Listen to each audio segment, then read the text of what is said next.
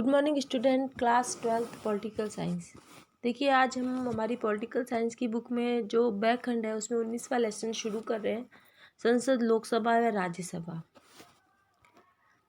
अब संसद होती क्या है उसके बारे में बात करेंगे।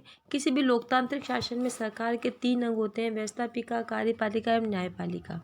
देखिए, अगर लोकतांत्रिक शासन व्यवस्था है वहाँ पे 3 प्रकार के अंग हैं सरकार को चलाने के, व्यवस्थापिका, कार्यपालिका एवं न्यायपालिका। ये तीनों जो अंग हैं वो मिलकर सरकार चलाते हैं। ये बात आपने कई बार पढ़ी होगी। प्रत्येक देश में व्यवस्थापिका को अलग अलग नामों से जाना सॉरी प्रत्येक देश में व्यवस्थापिका को अलग अलग नामों से जाना जाता है। उदाहरण के लिए ब्रिटेन में पार्लियामेंट, संयुक्त राज्य अमेरिका में कांग्रेस, जापान में डाइट, अफगानिस्तान में शूरा, इराक में मजलिस और जर्मनी में बुंडेस्टैग तथा भारत में संसद आदि। यानी जो हमारी व्यवस्थापिका है या हमारी जो सरकार व्यवस्थापिका को अलग अलग देशों में अलग अलग नाम से जाना जाएगा। हमारे भारत में से संसद के नाम से जाना जाता है। राष्ट्रपति भारतीय संघ की कार्यपालिका का संवैधानिक प्रमुख होने के साथ ही संघ की व्यवस्थापिका अर्थात संसद का भी अभिन्न अंग होता है। देखिए, राष्ट्रपति, जैसे हम संसद में एक तो राज्यसभा, लोकसभा और एक राष्ट्रपति, इन तीनों को मिला के संसद बनती है ना। तो ये देखिए आप कि हमारा जो राष्ट्रपति है वो हमारे पूरी जो कार्यपालिका है उसका सबसे बड़े सर्वा होता है, उसी के नाम से सारा कार्य किया जाता है। तो संसद किससे किससे बनी है? एक तो लोकसभा, संसद में आपको पता है 2 सदन होते हैं, लोकसभा, राज्यसभा और एक राष्ट्रपति, इन तीनों से मिलकर संसद बनी है।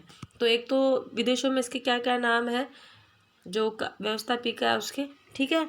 और जो भारतीय जो संसद है वो किससे मिलके बनी है? राष्ट्रपति और कार्यपालिका, राष्ट्रपति और राज्यसभा और लोकसभा से मिलकर हमारी संसद बनी है। अब देखिए, ऋग्वेद के अंतर्गत सभा और समिति नामक 2 संस्थाओं का उल्लेख आता है, वहीं से आधुनिक संसद की शुरुआत मानी जाती है। यानी आपने ऋग्वेद में पढ़ा होगा उत्तर वैदिक और वैदिक काल, जिसमें जो उत्तर वैदिक काल था उसमें जो सभा और समिति 2 संस्थाएं थी, जैसे अभी हमारी लोकसभा और राज्यसभा है ना, वैसे ही इन संस्था ही क्या करती थी? शासन व्यवस्था का भागडोर संभालती थी। जैसे हमारे यहाँ उसी में भी आपने हिस्ट्री में पढ़ा होगा, ये सभा और समिति ये जनता के प्रतिनिधित्व करती थी। जैसे अभी हमारे यहाँ लोकसभा के सदस्य प्रतिनिधित्व करते हैं हमारी जनता का, वैसे ये प्रतिनिधित्व करती थी। प्रतिनिधि निकाय तथा लोकतांत्रिक स्वशासन संस्थाएं भारत में प्राचीन काल से मौजूद रही है। यानी हमारे देश में कई सालों पहले, जैसे अभी वर्तमान में हम विश्व में देखते हैं, जैसे अभी हमने अभी देखा है कि जैसे संयुक्त राज्य अमेरिका में कांग्रेस है, जापान में डाइट है, अफगानिस्तान में शूरा, इराक में मजलिस, है ना। तो वैसे ही हमारे देश में कई सालों पहले इस प्रकार की व्यवस्था थी, जिससे कि लोकतांत्रिक संस्थाएं थी जो कि प्राचीन काल से मौजूद थी, जिनका नाम क्या था? सभा और समिति था।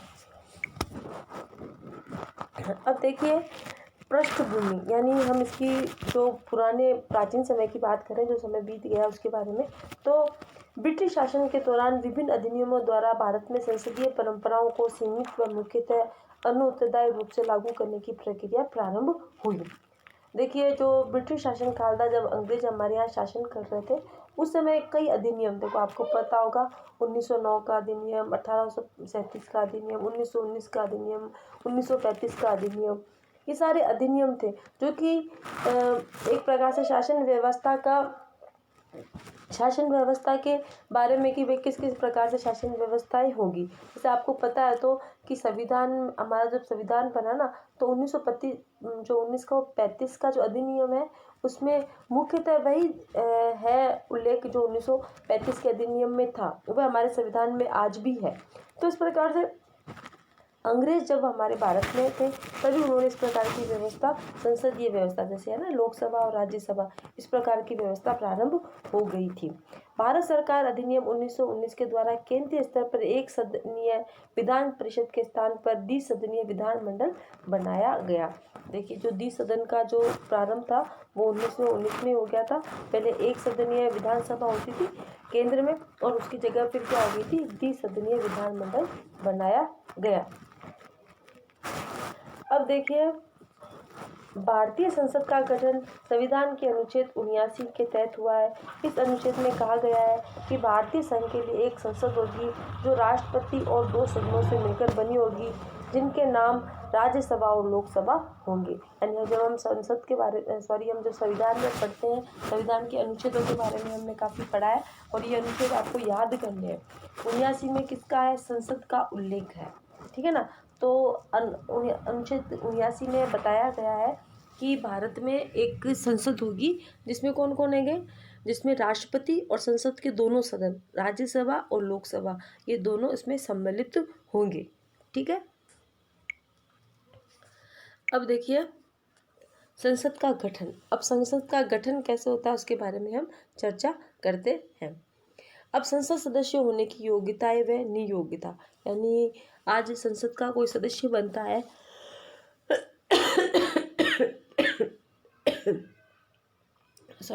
संसद का अगर कोई सदस्य बनता है तो उसमें क्या क्या योग्यताएं होनी चाहिए उसके बारे में हम बात कर रहे हैं। लोकसभा का सदस्य बनने के लिए व्यक्ति को भारत का नागरिक होना चाहिए। उसकी न्यूनतम उम्र 25 वर्ष होनी चाहिए। अगर कोई भी भारत का नागरिक है जो लोकसभा का सदस्य बनना चाहता है तो उसकी उम्र कितनी होनी चाहिए, 25 वर्ष।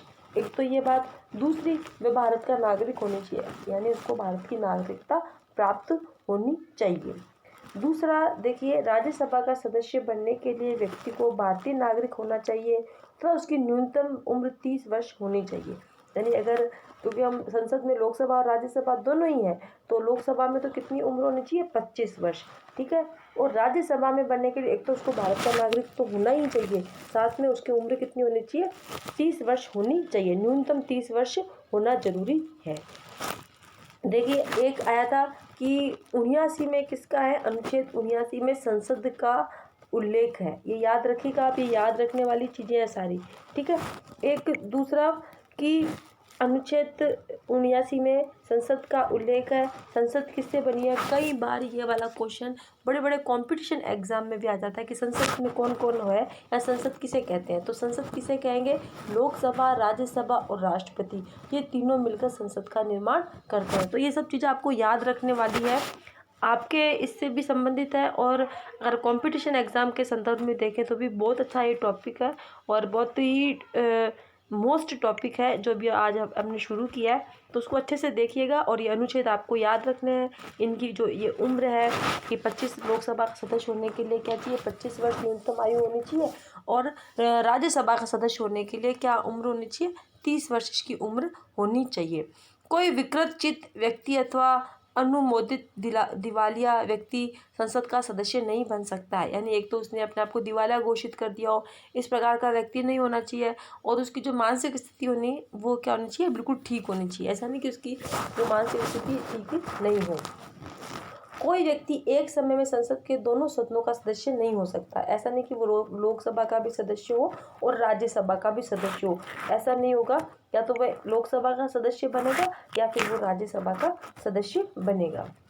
अब देखिए, कोई व्यक्ति अधिकतम 2 स्थानों से लोकसभा का चुनाव लड़ सकता है। यदि वह दोनों स्थानों में से निर्वाचित होता है तो 1 माह के भीतर उसे एक स्थान रिक्त करना होता है। देखिए, हमारे जो लोकतंत्र है इसके अंदर एक बहुत बड़ी इसके लिए काफ़ी बार सरकार के सामने ये गया है कि भाई ये जो ऐसी स्थिति है कि कई बार क्या होता है, लोग अपनी जीत निश्चित करने के लिए नेता वगैरह 2 स्थानों से चुनाव लड़ते हैं। फिर वो पहले तो ये स्थिति थी कि वह कई स्थानों से चुनाव लड़ते थे, फिर बाद में 1964-65 में ये स्थिति ये जो बदलाव किया गया उसमें 2 स्थानों से चुनाव लड़ने के लिए अनुमति दी गई। उसमें बाद में भी क्या होता है, जैसे कि अगर कोई लोकसभा से 2 स्थानों से चुनाव लड़ रहा है तो उसे 10 लाख, एक स्थान को ही वो अपनाएगा। जैसे इसमें कह रखा है कि एक स्थान पे उसको अपना स्थान रिक्त करना होता है। जैसे कोई हमारा हम कह सकते हैं कि MP है, वो क्या कर रहा है कि 2 स्थानों से वो चुनाव लड़ता है और दोनों स्थानों से वह जीत गया, तो उसे एक स्थान का ही वो जीत है उसकी वो मानी जाएगी। एक स्थान उसे खाली छोड़ना पड़ेगा। ऐसी स्थिति में उसको क्या 10 लाख रुपए देने पड़ेंगे, क्योंकि देखो जहाँ स्थिति वो उसकी जीत हो चुकी है और वो उसको खाली कर रहा है, तो वहाँ पे वापस चुनाव होंगे तो उसमें पैसा तो लगेगा ही ना। तो ऐसी स्थिति में उसको 10 लाख रुपए वहाँ जमा करवाने होंगे, तभी वो वहाँ से स्थान छोड़ सकेगा। हालांकि कई बार हमारा जो चुनाव आयोग है उसके सामने इस प्रकार की सिफारिश जाती है कि इस चीज़ को आप बंद कीजिए, एक जने को एक जगह से चुनाव देने की अनुमति है, और ये कार्य हो रहा है कि आगे चल के इस प्रकार का जो नियम है उसे हटा दिया जाए।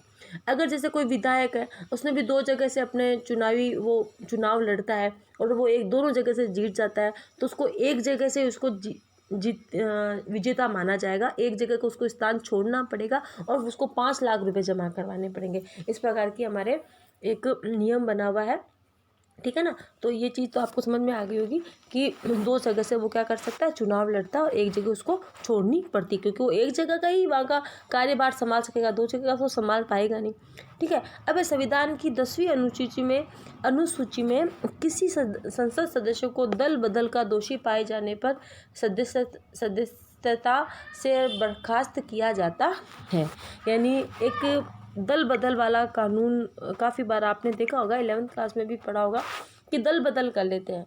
क्या होता है कि जैसे कहीं भी सरकार बनने की स्थिति होती है, तो वहाँ एक जो दल है वो दूसरे दल में, या कोई निर्दलीय दल है तो वो राष्ट्रीय दल में अपना उसमें अंदर चला जाता है। तो उसके लिए भी एक बहुत बड़ी हम से कह सकते हैं प्रोसेस होता है कि 2/3 विधायक उसकी अनुमति हो कि भाई हम अपना ये दल छोड़ के हम इस दल के अंतर्गत जा रहे हैं, है ना। तो इस प्रकार होने पर ही उसको क्या किया जाता है, दल बदल लिया जाता है। कई बार क्या होता है, कोई एक सदस्य वो भी कोई भी मतभेद होने के कारण अपना दल छोड़ के दूसरे दल में जाने की कोशिश करता है, तो ऐसे में अगर वो जीता हुआ होता है तो वो वापस वहाँ से बर्खास्त हो जाता है ना, और फिर वो वापस जनता में जाके उसको चुनाव लड़ना पड़ता है। ऐसी स्थिति होती है, तब फिर वो विजित होके फिर आता है, तब उसको सीट जो होती है वो हम कह सकते हैं रिजर्व होती है।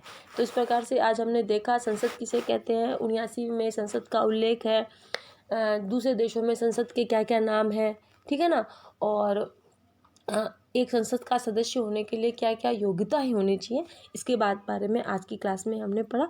हमारी अगली क्लास होगी तब हम इस लेसन के बारे में और पढ़ेंगे, लोकसभा और राज्यसभा के बारे में। तो आज की क्लास में इतना ही, तब तक के लिए धन्यवाद।